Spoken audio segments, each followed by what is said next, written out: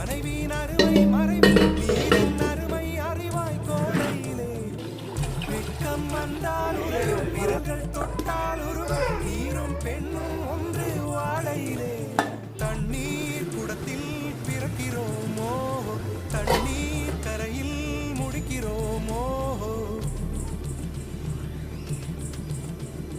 தண்ணீர் குடத்தில் பிறக்கிறோமோ தண்ணீர் கரையில்